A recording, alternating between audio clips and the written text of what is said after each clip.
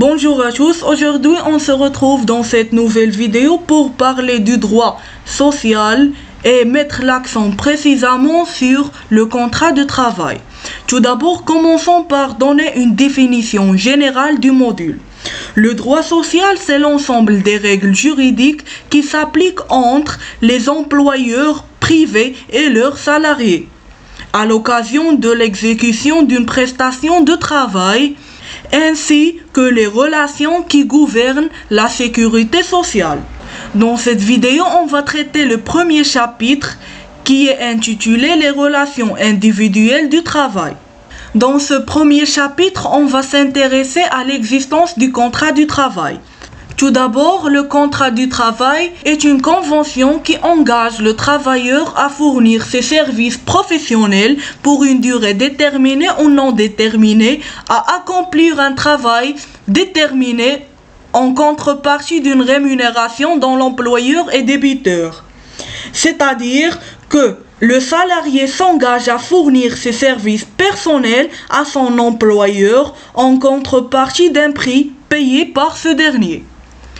Pour conclure un contrat de travail, il faut respecter certaines conditions qui se divisent en deux grandes parties. Premièrement, les conditions de forme.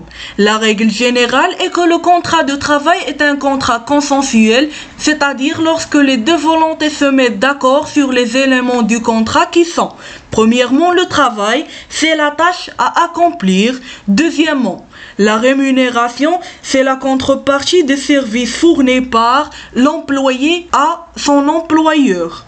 Troisièmement, la durée qui peut être déterminée ou indéterminée. La deuxième catégorie des conditions sont les conditions de fond. Pour conclure un contrat de travail, les deux parties doivent réunir les conditions suivantes. Premièrement, le consentement. Pour conclure un contrat de travail, les deux accords des deux parties suffisent. Le consentement doit être libre, non vicié par le dol, l'erreur et la violence. Deuxièmement, la capacité. C'est l'aptitude à être titulaire des droits et à l'exercer par soi-même. On parle ici de la capacité d'exercice. Troisièmement, l'objet. L'objet, c'est l'opération juridique envisagée par les deux parties lors de la conclusion du contrat. Elle doit être licite, possible et déterminée. Quatrièmement, la cause. La cause est la raison qui amène chaque partie à conclure le contrat. Comme une remarque, tout contrat fondé sur une cause illicite ou fondé sans cause est un contrat non avenu. Parmi les catégories du contrat du travail, on trouve le CDD, c'est le contrat à durée déterminée. Est un contrat de travail pour lequel un employeur recrute un salarié pour une durée limitée. Le CDD n'est possible que dans le cadre d'un emploi temporaire et pour une tâche précise, selon les modalités prévues par la loi. Premièrement, remplacement d'un salarié absent ou provisoirement à temps partiel. Deuxièmement, remplacement d'un salarié n'ayant pas encore pris ses fonctions. Troisièmement, en cas d'accroissement temporaire de l'activité de l'entreprise. Quatrièmement, en cas de travaux saisonniers. Et enfin, en cas d'emploi aidé dans le cadre des mesures en faveur de l'emploi. Comme une petite remarque, le CDD peut se prolonger après l'expiration de la date convenue tant que le salarié continue son travail dans les mêmes conditions avec son employeur.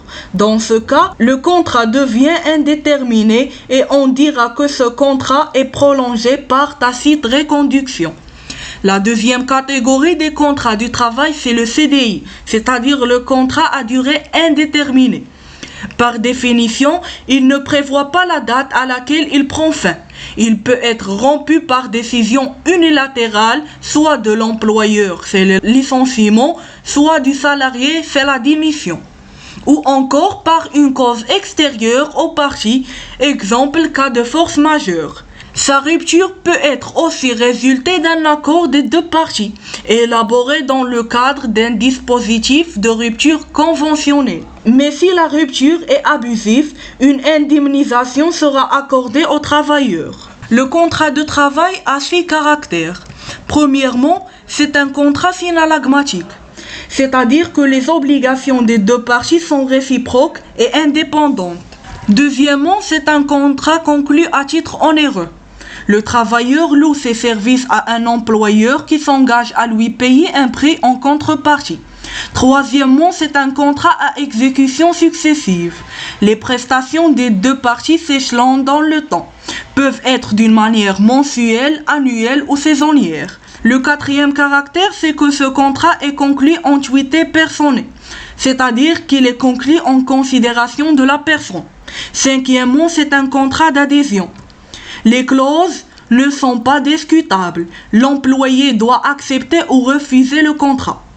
Et dernièrement, c'est un contrat qui touche aux droits des personnes. Et cela est prévu par la Charte des droits de l'homme. Fin de cette vidéo, merci pour votre attention. On se retrouve la vidéo prochaine.